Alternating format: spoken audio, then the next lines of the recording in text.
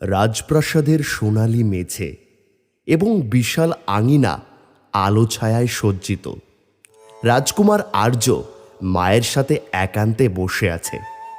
রানী সিমরা চিন্তিত মুখে প্রাসাদের বিশাল জানালার দিকে তাকিয়ে আছেন। আর্য, আমি তোমাকে একটি গুরুতর খবর জানাতে এসেছি। আমাদের রাজ্যে একটি বড় বিপদ আসছে। রাজপাল, যে কিনা প্রতিবেশী রাজ্যের একজন খলনায়ক, আমাদের রাজ্যকে আক্রমণ করার পরিকল্পনা করছে। মা, আমি জানি রাজপাল কতটা শক্তিশালী, কিন্তু আমরা আমাদের রাজ্যকে রক্ষা করতে প্রস্তুত।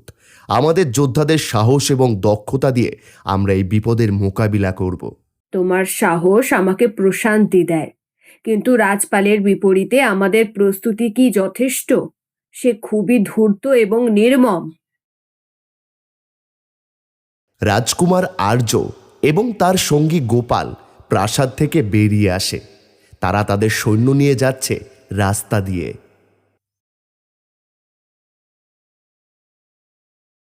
রাজকুমার, রাজ্যপালের বিরুদ্ধে আমাদের লড়াই হবে কঠিন।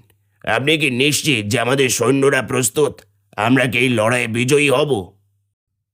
আমার বিশ্বাস, আমাদের সাহস এবং ঐক্যই আমাদের শক্তি। আমরা আমাদের রাজ্যের জন্য সর্বাত্মক চেষ্টা করব। আমি নিশ্চিত আমাদের সৈন্যরা সাহসী এবং দক্ষ। আমরা তাদের অনুপ্রাণিত করতে পারলে তারা আমাদের সাথে থাকবে ও পরিশেষে এই লড়াই আমরাই বিজয়ী হব। আপনার সাহস দেখে আমি অনুপ্রাণিত। প্রতিটা রাজ্যে আপনার মতো এমন সাহসী রাজা দরকার। সত্যি আমরা একসাথে সবাই মিলে থাকলে রাজ্যের নিরাপত্তা নিশ্চিত করতে পারবো। রাজকুমার আর্য এবং গোপাল রাজ্যের সীমান্তের মাঠে পৌঁছে যায়, যেখানে রাজপালের বাহিনী ইতিমধ্যে অবস্থান করছে। যুদ্ধের ময়দানটি ধোঁয়া এবং উত্তেজনার মধ্যে আবৃত। মাঠের এক পাশে রাজপাল ও তার সৈন্য, আর এক পাশে আর্য ও তার সৈন্য। রাজকুমার আর্য, তুমি আমাদের আক্রমণের জন্য প্রস্তুত তো? আমি দেখতে চাই তোমার সাহস কতটা। তুমি এতদিন শুধু আমার নাম শুনেছ, আজ তুমি আমার আসল পরিচয় পাবে।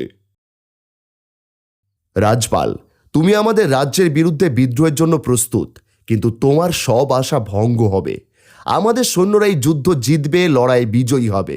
লড়াই বিজয়ী হওয়ার জন্য ডায়লগ নয়, প্রয়োজন হয় সাহস ও শক্তির। যেই দুটোর কোনোটাই তোমার নেই, আমার আছে। আমরা আমাদের রাজ্যকে রক্ষা করব, আমরাই বিজয়ী হব।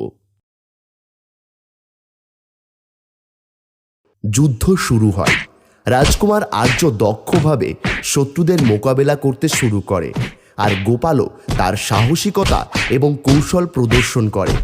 রাজকুমার আর্য একটি নির্দেশ দেয়, আমাদের সৈন্যদের শক্তি বজায় রাখা চাই। শত্রুর পরিকল্পনা ব্যাহত করতে হবে। এই লড়াইয়ে আমাদের বিজয়ী হতে হবে। কেউ সাহস হারাবেন না। নিজেই অনুপ্রাণিত করে লড়াই চালিয়ে যান।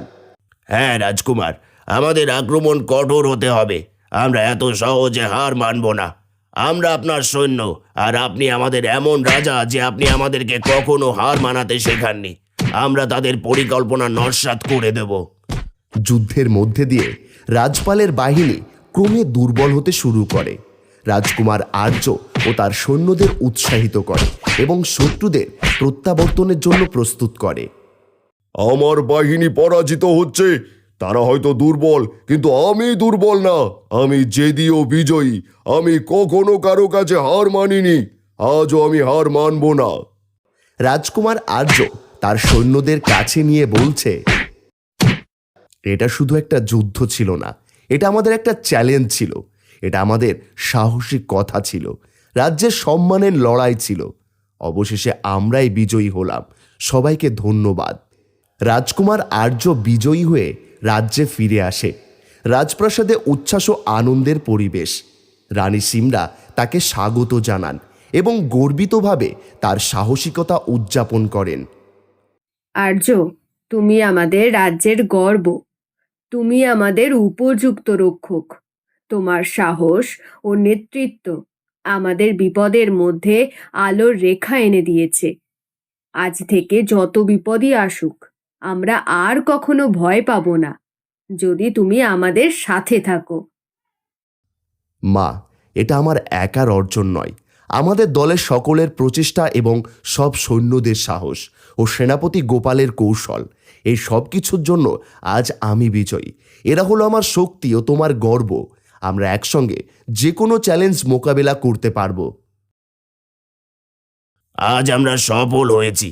আমাদের রাজ্য শান্তি ও সমৃদ্ধির পথে আরও এগিয়ে যাবে। আমাদের সবার উচিত এখন থেকে যখনই কোনো বিপদ আসবে তখনই আমরা সবাই একজোট হয়ে ঠিক এইভাবেই লড়াই করব। তাহলে কোনো শক্তি আমাদেরকে পরাজিত করতে পারবে না।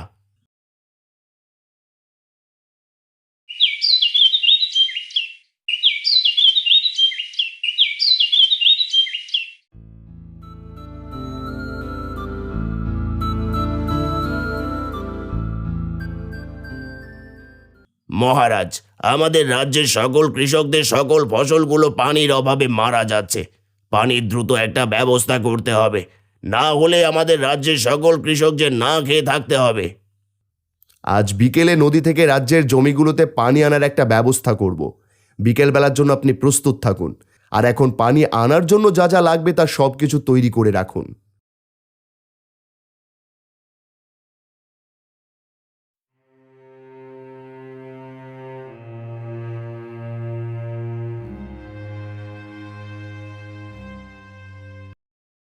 গোপাল, এই নদীতে তো তেমন একটা পানি নেই, তবে যতটুকু পানি আছে তা দিয়ে কি রাজ্যের সকল কৃষকের জমি পাবে?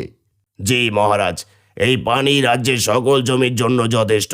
এই পানি রাজ্যের সকল কৃষকের জমি হয়ে আরও যথেষ্ট পরিমাণ পানি নদীতে থাকবে। ঠিক আছে, তাহলে রাজ্যের দিকে পানির সংযোগ ঘটাও, যাতে করে সকল কৃষক পর্যাপ্ত পরিমাণে পানি পায়, তাদের পানির অভাব যেন দূর হয়। কিছুক্ষণের মধ্যেই রাজ্যের সকল জমি পানি দিয়ে ভরে গেল।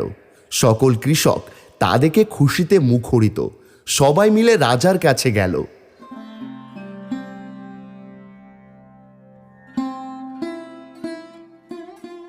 এই রাজা মশাই, আমরা আপনার কাছে সারা জীবন কৃতজ্ঞ থাকব। আপনি সব সময় আমাদের সুখে দুঃখে পাশে থেকেছেন।